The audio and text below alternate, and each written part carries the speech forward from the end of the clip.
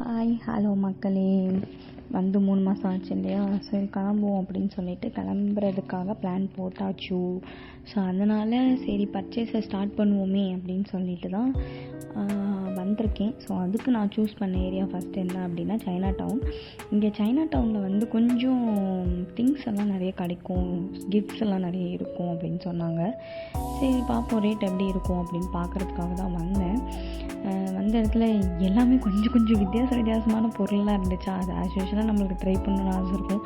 அது மாதிரி எல்லாத்துலேயும் விளையாண்டுட்டு இருந்தேன். அதுக்கப்புறம் பார்த்திங்கன்னா ஒன்றுத்தையும் எடுத்து பார்க்கும்போது அதோடய ரேட்டை பார்க்கும்போது எப்போ நெஞ்சொலியே வந்துருச்சு, அப்படி இருக்குது ரேட்டு. பட் ஆனால் பார்க்குறதுக்கு எல்லாம் க்யூட்டாக அழகாக இருக்கு இல்லையா? ஸோ அதனால் சுற்றி கடையாக வர்றதுக்கு தான் வந்து ரொம்ப ஆசையாக இருந்துச்சு.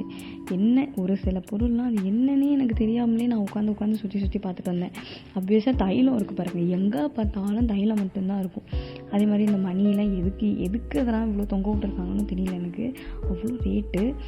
அப்புறம் எங்கள் இந்த மிரர் வேறு ஒன்று, இது வந்து $1 போட்டிருக்காங்க. நம்ம ஊரில் 10 ரூபாய்க்கு கிடைக்கும்னு நினைக்கிறேன். அது இங்கே $1 64 சம்திங் வருதா. ஸோ நம்ம ருபீஸ் கம்பேர் பண்ணும்போது இங்கே வந்து டூ மச் தான் இது. பட் இருந்தாலும் ஒரு மெமரிஸ்க்காக வாங்கிட்டு போகலாம்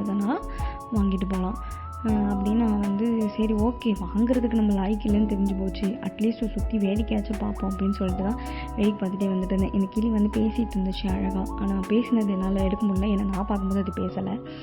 சரின்னு சொல்லிட்டு கண்ணாடி வாங்க முடியுதோ இல்லையோ அட்லீஸ்ட் போட்டு பார்த்து அழகாச்சும் பார்ப்போம் அப்படின்னு சொல்லிட்டு இருக்கிற கண்ணாடிலாம் ட்ரை பண்ணிட்டு பக்கத்துலேயே ஒரு ட்ரெஸ் கடை இருந்துச்சு. சரி வருவோம் அப்படின்னு அந்த ட்ரெஸ் கடையில் பார்த்தேன். இங்கேயும் வந்து இதுக்கு இவ்வளோ அமௌண்ட் கொடுத்து வாங்கணுமா அப்படின்ற மாதிரி தோணுச்சு. சரி அதில் இன்னொரு செக்ஷன் போவோம்னு சொல்லிட்டு பர்ஃப்யூம் செக்ஷன் போனால் பர்ஃப்யூமோட செக்ஷன் கம்மியாக இருந்துச்சு ரேட்டு. பார்த்தா குவாலிட்டி கம்மி, ஏன்னா பர்ஃப்யூமோட இதுவே நிற்கவே இல்லை. சரி ஓகே கடைசியாக ஒரு ஐ மாஸ்க்கும் ஒரு டாயும் வாங்கிட்டு நான் அதோட கிளம்பிட்டேன். இதுதான் பர்ச்சேஸ் பண்ணது. அடுத்த வீடியோவில் வேறு எங்கே பர்ச்சேஸ் பண்ணுறேன்ட்டு போடுறேன். Stay tune.